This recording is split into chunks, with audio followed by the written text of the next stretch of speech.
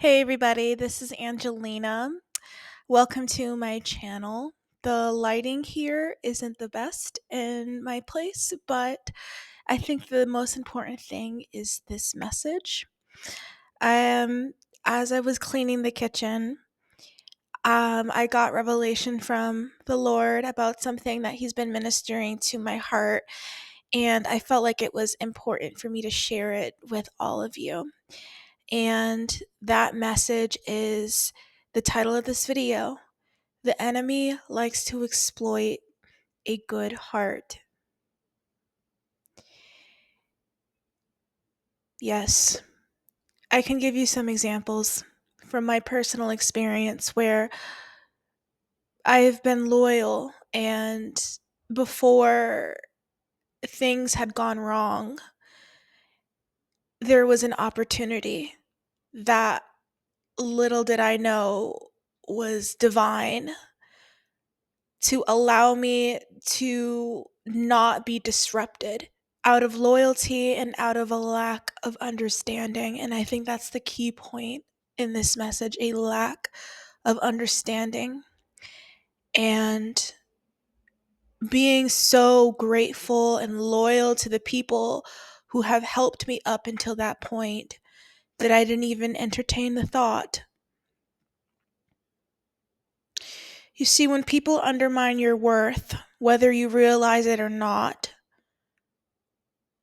before it's too late. I like to hear that you have options, and then they start valuing more, because people who are money centered and don't see you for who you are, for your core values, people who undermine those people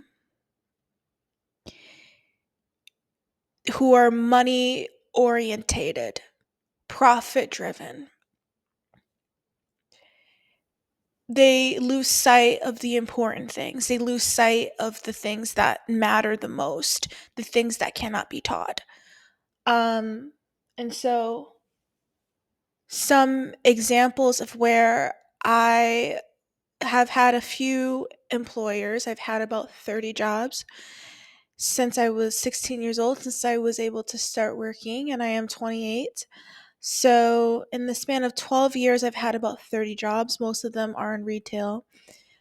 All this while, I attempted to complete my degree.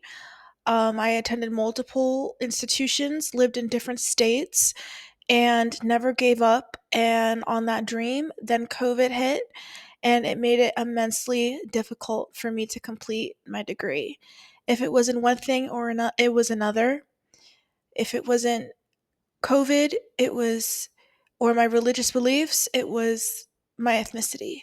If it wasn't my ethnicity, it was myself sabotaging. So it's like there is just a multi-tiered attack that the Lord is delivering me from. But nevertheless, these examples I think would be beneficial for you to identifying and even bringing to the Lord the any opportunity that may come your way that you may not understand before things go terribly wrong in your situation. So I worked at when I lived in Canton. And as I was working there, this was a few years ago, I had some issues, but I was able to forgive, let bygones be bygones. And as I was waiting, I came to work early, and I was sitting at a and then I met the owner of that location, and he offered me a job. Opportunity had fell away when I had said no. And then the job at so bad I had to leave because I physically didn't feel comfortable. They ended up deceiving themselves. They drank the Kool-Aid and started seeing me as the problem. So it just became so bad I had to leave, and it was very hurtful, but that's just how it is. I should have taken that opportunity so that I could have remained employed, but I didn't because I wanted to be loyal The second opportunity, and these are low level jobs, let me tell you. However, the concept, the principle is the same and it could apply to any position that you're in. So, the second instance is when I worked at a cafe. There's a person that offered me a job at a leasing office. I just started this new job at the cafe. Unbeknownst to me, I should have taken the opportunity, but I didn't because I made it difficult for them because I was like, I want to stay at this cafe. They've been good to me. I want to stay connected to them. And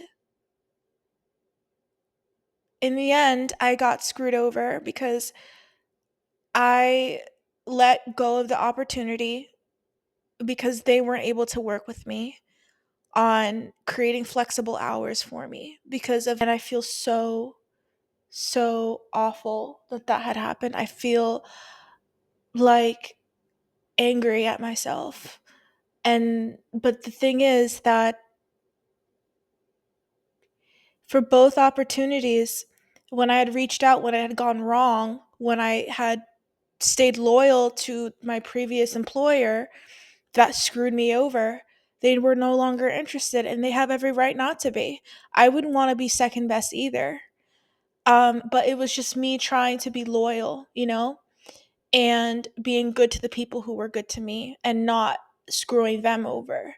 So, there's more than what meets the eye, and it's so important to take opportunities when they're granted to you and to even pray about them before you take them. Because God doesn't want you to be displaced. God doesn't want you to have financial difficulties. He wants you to live in a prosperous and abundant life.